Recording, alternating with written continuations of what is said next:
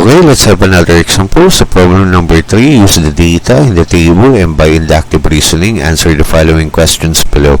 So ito yung given data natin. Tapos ang unang tanong, if the earthquake magnitude is 8.5, how high in meters can the tsunami be? And sa part B, can a tsunami occur when the earthquake magnitude is less than 7? Okay, so gagamit tayo ng inductive reasoning para makita natin yung pinaka-pattern, okay? Para masagutan natin yung part A at saka part B, okay? So, una, sabi niya, if the earthquake magnitude is 8.5, how high in meters can the tsunami be? So, kung makikita mo sa table, hanggang 8.3 lang. So, kailangan natin makita yung pinaka-pattern. So, makikita mo, okay, pag tumakbo tong pinaka-column na ito,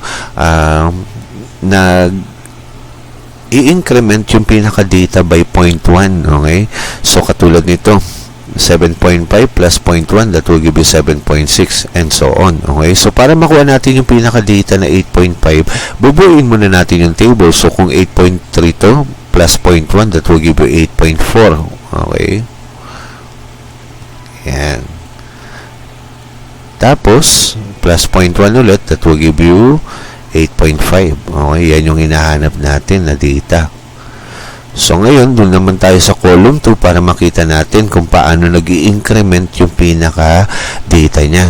So, dito, nagsimula sa 5 and then, sumunod ay 9. So, kung mapapansin mo, paano nabuo yung 9 kung magpa-plus 4 ka. Okay?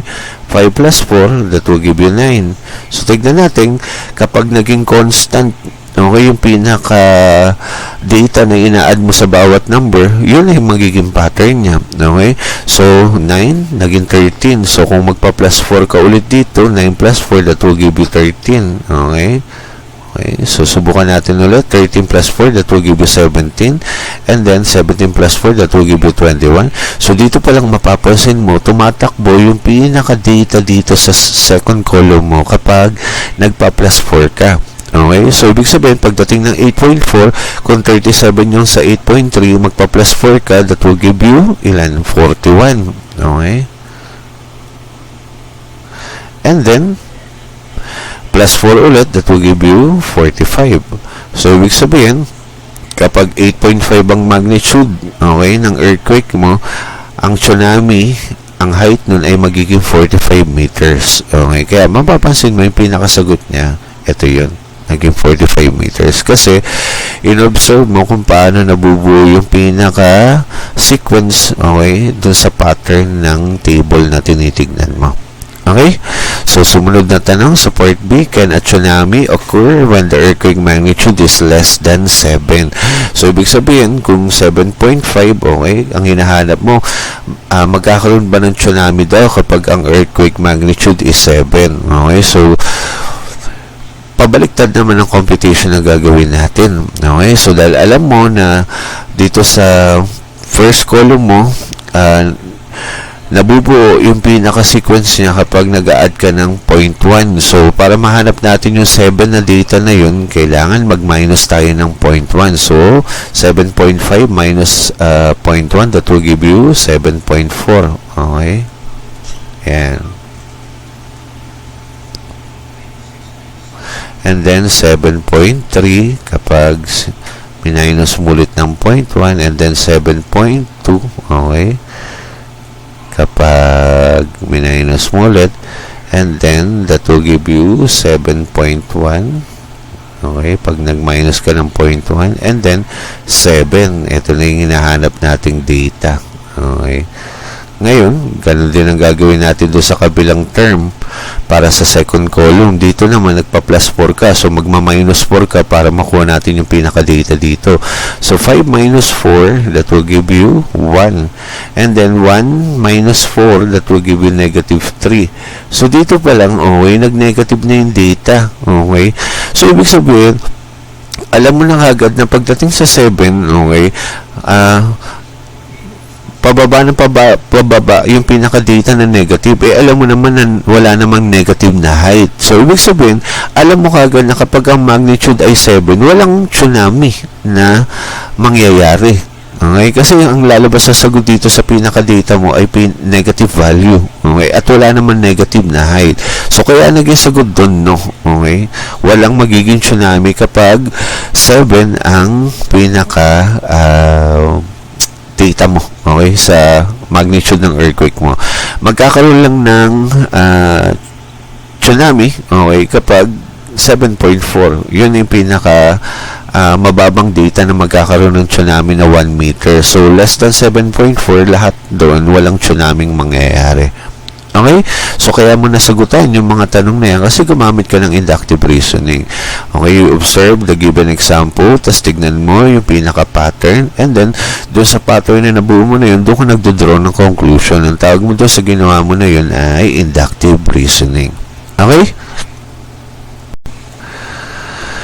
Ngayon naman ay talakayin natin kung saan ang isang inductive reasoning ay hindi totoo. So, kanina, diba, dinefine natin ang inductive reasoning na makakapag-conclude ka ng isang solution na pwede ang sagot ay totoo o hindi. Okay? So, true or false. So, lahat ng mga example kanina natin na sinagutan ay puro true. Ngayon naman, palalabasin naman natin na ang isang inductive reasoning ay false ang magiging sagot mo. Okay? So, ibig sabihin, hindi sa lahat ng oras kapag gumamit ka ng inductive reasoning, lahat ng sagot na pwede mong makuha ay totoo o tama. Okay?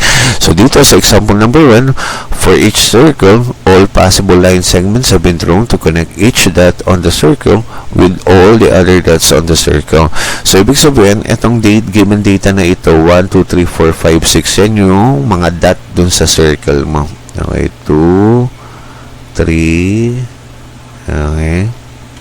And then 4, and then 5, and then 6. Okay.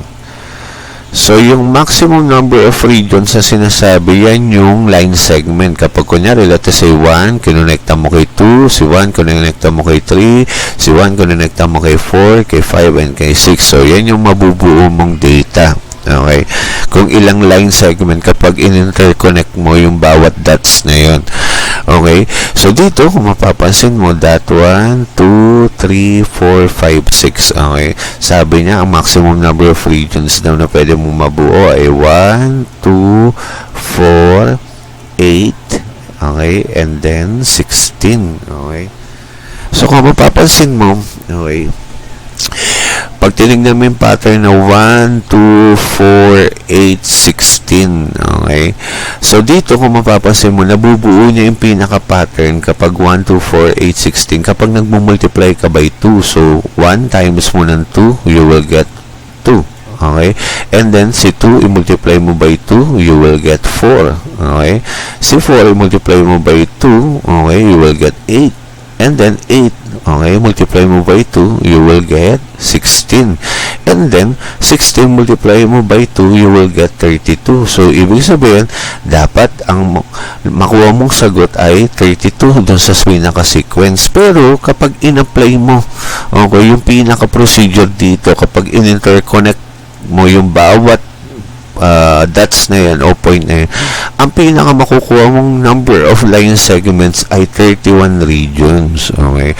So, dito, mapapansin mo na dun sa pinaka-proseso, okay, pag ginawa mo yung pinaka-proseso niya, ang makukuha mo 31. Pero, kapag sinundan mo yung pinaka-pattern na makukuha mo ay 32. So, dito, nagpapatunay na ang inductive reasoning ay false dito, na hindi sa lahat ng oras kapag gumamit ka ng inductive reasoning, lahat ng sagot ay tama. Okay? So, yan yung pinaka-example kung saan ang inductive reasoning ay false. Okay? Kasi pag ginamit mo yung pinaka-procedure, binilang mo yung buong line segment na yan, ang mabubuo mo ay 31 regions at hindi 32.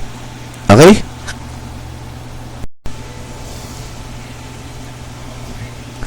Ngayon naman ay talakayin natin ang counter-example. So, para maintindihan mong definition ng counter-example, kapag mayroon kang given statement o expression na lahat ng sagot na makukuha mo doon ay true, okay? nagkakaroon lang ng counterexample kapag may sinabshoot ka dun sa given expression na yun o dun sa statement na yun na nag-false yung pinakasagot, okay? Tapos the rest ay true, okay? Automatic na ang tawag mo kagad dun ay counterexample. Okay? Yun yung ibig sabihin ng counterexample. Isang beses lang na mag-false dun sa given expression mo, ang tawag mo na kagad dun ay counterexample. Okay? So, para maintindihan mo, okay, let's have an example. So, number 1, verify that each of the following statements is a false statement by finding a counterexample for all number x. So, sa part A, absolute value ng x is greater than 0 and sa part B, x squared is greater than x. So, doon muna tayo sa part A. Absolute value ng x, okay, is greater than 0, okay. So, let us say, ang pinili mong value ng x mo is 1. Ang absolute value ng 1, di ba? Ang ibig sabihin ng absolute value, lahat positive ang sagot. So, magiging 1, okay, is greater than 0. So, true. Okay, tama. Subukan naman natin na ang value pinili mo negative 1. Absolute value ng negative 1 ay 1 pa din, positive. Kasi diba sabi na yun, pag absolute value, lahat ng sagot positive. So, 1 is greater than 0. So, true ulit. Okay? So, let us say, value naman ay 2. Absolute value ng 2 ay 2. So, si 2 is greater than 0. So, kung mapapansin mo, okay, lahat ng sagot na nakukuha mo true. Eh, sabi niya, di ba, maghanap tayo ng counterexamples. So, makakahanap ako ng counterexamples dyan. Paano gagawin ko? Let us say, ang value ng x na pinili ko ay 0. Okay. Anong absolute value ng 0? 0. Ang 0 ba ay greater than 0? Hindi. Okay, so dito, magpa-false na siya. Meron ako nakuhang isang value na hindi nag-satisfy dito sa condition na ito. Okay? Kasi para mag-satisfy na maging true to, dapat ang sign na nakalagay dyan equal. So, ang tawag mo dyan sa ginawa mo na yan ay counterexample. Okay? So, ibig sabihin, dito, nagiging false ang statement niya kapag ang value ginamit mo sa x mo ay 0. Okay? So, doon nagkakaroon ng counterexample. So, ibig sabihin, dito, ang sagot mo dito, okay, x is equal to 0 para magkaroon ka ng counterexample. Okay? So, doon tayo sa part B. Okay? So, i-delete muna natin to. Okay, yan. So, balik tayo. Sumunod, x squared, okay, is greater than x. Yan. So, let us say, ang pinili kong value ay 2. 2 squared. Tapos, 2 dito. So, this is 4 greater than 2. Di true. Tama yung statement. Kung piliin ko naman ay 3 squared. Greater than 3. So, that will give you 3 squared. That is 3 times 3. That is 9. Okay? Tapos, greater than 3. So, true pa din to. So, paano ka makakahanap ng counterexample? Let us say, ang pinili kong value ng x ko ay 1. So, magiging 1 squared. Okay? Pag sinunod mo itong pinaka-given expression, greater than 1. So, 1 squared, that is 1. That is 1 times 1 is 1. And then, greater than 1. Dito pa lang, mapapansin mo, false na to. Okay? Counter-example na to. Hindi ka nag-satisfy sa condition. Magiging true lang siya kapag equal ito. Another one, kapag ang pinili kong value din ng x ko ay 0. So, magiging 0 squared, okay, greater than 0. That will give you 0 greater than 0. So, false din dito. Okay? So, counter-example to kasi hindi ka nag-satisfy sa condition. So, dito, para magkaroon ka ng counter-examples dito, ang value ng x mo dapat ay 1 at saka ang value ng x mo din ay 0. Yan, para maging counter-example siya. So, yan yung sagot. Yan yung counter-example mo. Okay? Ngayon naman, naman ay talakayin natin yung pangalawang type ng reasoning, which is deductive reasoning. Ang deductive reasoning, kabaliktaran to ng inductive reasoning. Ang ginagawa mo, kumukuha ka ng conclusion, okay, galing dun sa pinaka-general principles ng pinaka-given problem o given examples mo. Okay, ang tawag mo dun ay deductive reasoning. Kaya dito sa definition niya, you start from the general ideas, tapos dun sa general ideas na yun, dun ka nagdodraw ng pinaka-specific conclusion mo. Okay, so you apply formulas, rules, and other theories and concepts para makuha mo yung pinaka-specific conclusion dun sa given problem na yan. Okay? So, dito, kabaliktaran lang yung gagawin mo na ginagawa mong proseso dun sa inductive reasoning mo para maging deductive reasoning siya. And then, lahat ng sagot dito sa deductive reasoning ay laging true. Hindi siya nagkakaroon ng false. So, ibig sabihin, kapag nagpo-proving ka, mas magandang gamitin ang deductive reasoning kasi mas sigurado mo na yung ginawa mong proseso ay tama. Kasi diba sa inductive, pwedeng dalawang sagot mo, pwedeng magkaroon ng true at pwede rin magkaroon ng false. Okay? So, para maintindihan mo, okay, kung paano ginagamit ang deductive reasoning, let's have an example. So, gamitin natin yung example kanina sa inductive reasoning. Okay, uulitin lang natin siya. So, sa number 1, use deductive reasoning to establish a conjecture. Consider the following procedure. Pick a number, multiply the number by 10, and add 8 to the product, and divide the sum by 2, and subtract 4. So, kung mapapansin mo, ito din yung given sa inductive reasoning. Okay? Ang pinagkaiba niya, okay, sa inductive, diba, from specific to general. So, ang ginagawa mo, kaya siya nagiging specific, yung bawat given, nilalagyan mo ng specific value, which is 1, 2, 3, 4. So, kaya 4 yung example natin. Dito naman, baliktad siya. Ang gagawin mo sa deductive reasoning, general data. Okay, ibig sabihin, variable yung nilalagay mo. Okay, tapos, dun sa variable na yun, nakakapag-draw ka ng specific conclusion doon sa pinaka-data. So, kung tingnan mo, pansin mo, kapag n, okay, wala tayong ginamit na number, nilat natin na yung variable na yun is n. So, yung n na yun, pwedeng kahit anong number, which is 1, 2, 3, 4, and so on, up to infinity. Okay, ang gusto mong number na piliin.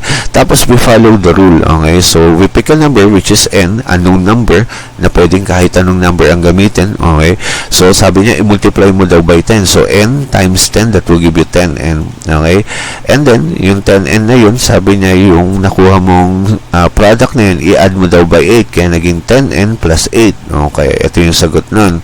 And then, sabi niya, yung nakuha mong product, okay, i-divide mo daw, ay yung nakuha mong sum, ay i-divide mo daw by 2. Okay, so, ang lalabas na sagot, 10n plus 8, okay, divide mo by 2. So, kaya naging 5n plus 4 yun, kasi ganito yun. 10n plus 8. Divide mo by 2. Diba sa algebra, pwede mong i-separate yan, magiging 10n, okay, over 2, okay, plus 8 over 2. Yan. So, kaya 10 divide mo ng 2, that will give you 5n. Tapos, 8 divide mo ng 2, kaya naging 4. Kaya naging sagot mo doon, 5n plus 4. Tapos, yung nakuha mong sagot dito, okay, isubtract mo daw by 4. Kaya naging 5n plus 4 minus 4. So, magsisiro na to. Kaya nakuha mong sagot, 5n. Eh, di ba? Yung nakuha nating sagot kanina, 5 times the larger, the original number. O, ito yun. Mas madaling mag-draw ng conclusion. Okay? Kahit anong number ang ilagay mo dyan, kung sabihin natin 5, ang sagot na lalabas sa'yo dun ay 25. Okay? Kung 6 naman, magiging 30. So, yun yung ibig sabihin ng deductive reasoning. Okay? From general, tapos nagkakaroon ka ng specific conclusion. Sa inductive naman, sa specific na given data mo, ginagawa mong general yung pinaka-conclusion niya. Okay? Kaya baliktad sila. Okay? Okay, let's have another example para sa deductive reasoning. So, sa problem number 2, each of the 4 friends, Donna, Sarah, Nikki, and Chanel, has a different pet, which is fish, cat, dog, and snake. From the following clues, determine the pet of each individual. So sa clue 1, Sarah is older than her friend who owns a cat and younger than her friend who owns a dog. So sa clue 2, Nikki and her friend who owns a snake are both of the same age and are the youngest members of their group. And then sa clue 3, Donna is older than her friend who owns the fish. Okay? So, para maintindihan mo kung paano natin gagamitin ng deductive reasoning, itong general ideas na ito, okay, kukuha tayo ng specific conclusion para makuha natin kung sino ang may alaga ng fish, cat, dog, and snake dito sa apat na magkakaibigan na ito. Okay? So, kapag hindi mo maintindihan, ganitong gawin mo, tagalogin mo yung sentences para maintindihan mo siya. So, doon tayo sa clue 1. Sarah is older than her friend who owns the cat and younger than her friend who owns the dog. So, kung tatagalogin mo, si Sarah ay mas matanda doon sa kaibigan niya na may alagang pusa at mas bata naman si Sarah dito sa kaibigan niya na may alaga naman na aso. So kung kukuha ka ng conclusion, okay, ibig sabihin si Sarah ay walang alagang pusa at saka aso. Okay, so kaya dito sa table inikisa natin si cat and dog kay Sarah. Okay, doon tayo sa clue 2. Nikki and her friend who owns the snakes are both of the same age and are the youngest member of their group. So, ibig sabihin, pag tinagalan mo si Nikki at yung kaibigan niya na may alagang ahas ay parehas ang edad. At silang dalawa ay pinakabata sa buong magkakaibigan. Okay? So, dito pa lang, yung sa unang sentence, alam mo kagad na si Nikki ay walang alagang ahas kasi kaibigan niya ang may alaga nun. So, kaya dito, okay, lalagyan natin si Nikki ng X. Okay, yan. Okay, dito lagyan natin. Yan. O, kaya, meron kang X dito. Ngayon, intindihin mo ulit, okay, yung pinaka-given na clue. Okay? Now, balik ka dun sa may clue 1. Sabi niya, diba si Sarah ay mas bata dun sa kaibigan niyang may alagang aso. Sa clue 2, sinabi niya, si Nikki at itong kaibigan niya na ito na may alagang ahas ay pinakabata sa grupo. So, ibig sabihin, si Nikki ay walang alagang aso. Okay? Kaya nilagyan natin ng X dito. Kasi sila yung pinaka-youngest Since si Sarah ay mas bata doon sa okay, dito sa clue 1, si Sarah ay mas bata dito sa kaibigan niyang may alagang dog. Ibig sabihin dahil si Nikki ay pinaka-bata sa kanilang lahat, alam mo kagad na si Nikki ay walang alagang aso, kaya nilagyan natin siyang X dito. Okay? Now, ano pa yung clue na dapat mong tandaan? Balik ka dito sa may number 2. Diba sabi niya si Nikki at itong kaibigan niya ay pinakabata sa buong grupo. Diba si Sarah, sabi niya dito, mas bata siya dun sa kaibigan niyang may alagang aso. So lumalabas dito, pag inintindi mo yung pinaka-clue 1, si Sarah ay hindi pinaka-youngest sa grupo. So automatic agad na si Sarah ay walang alagang ahas. Okay? So lalagyan natin ngayon ng X dito. Okay. So, alam mo kagad na ang alaga ni Sarah ay fish. Okay. Kaya ganito yung kinalabasan ng table na yun. Okay. Yan. Now, punta tayo dun sa may pangatlo. Okay. Sabi niya, Donna is older than her friend who owns the fish. So, ibig sabihin, dahil lang may alaga ng isda ay si Sarah, si Donna ay mas matanda kay Sarah. Okay. So, ibig sabihin, kung titignan mo, okay, dahil dito, okay, ibig sabihin dahil alaga ni Sarah ay fish na, pwede mo nang ikisan lahat ito. Okay, yan. Ikisa mo na yan. Kaya ganun yung kinalabasan nito. Kasi siya na may dala nun, di ba? So, sabi niya, Donna is older than her friend who owns the fish. Okay? So, dito, okay, kung papansinin mo, balik ka dito. Okay, yan. Yan. So, diba sabi niya, si Sarah ay mas matanda doon sa kaibigan niya na may alagang pusa. Pero, mas bata naman si Sarah doon sa kaibigan niyang may alaga ng aso. Since, sabi niya, si Donna ay mas matanda kay Sarah, alam mo kagad na ang tinutukoy dito, okay, ay si Donna na may alagang aso. Okay? So, kaya, nilagyan natin ngayon ng check si Donna na may alagang aso. O, yan. So, magiging X na to. Okay. At X na rin ito. O, yan. Yan. O. Kaya, ganun yung kinalabasan nung kay Donna. O, yan. So, makikita mo na ngayon yung pinaka-data, okay, na paano mo mabubuo yung pinaka natitirang data doon sa pinaka-table mo. So, dito, kung mapapansin mo dahil naka-X na tong tatlo na to, ang alaga ni Nikki ay yung cat. Kaya, nandito yung pinaka-data na to. Okay? So, mag-X ka na ngayon dito sa parte na to. O, yan. So, ibig sabihin ng alaga ni Chanel ay snake. Okay? So, kaya, ito yung pinaka-buong table na nabuo mo. So, makakabuo ka na ng conjecture, okay, which is the conclusion. Ang alaga ni Sarah ay isda, ang alaga ni Donna ay aso, at ang alaga naman ni Nikki ay pusa, and then si Chanel, ang alaga naman ay ahas. Okay, so yun yung pinaka-conjecture niya. So, para maintindihan mo ito, kailangan tagalogin mo siya kasi magulo siya. Okay, kapag hindi mo inintindi yung pinaka proposition, okay, nung binigay ng mga sentences. Okay, so kailangan mo dito ng comprehension at saka critical thinking sa pagsagot ng problem na ito. Okay?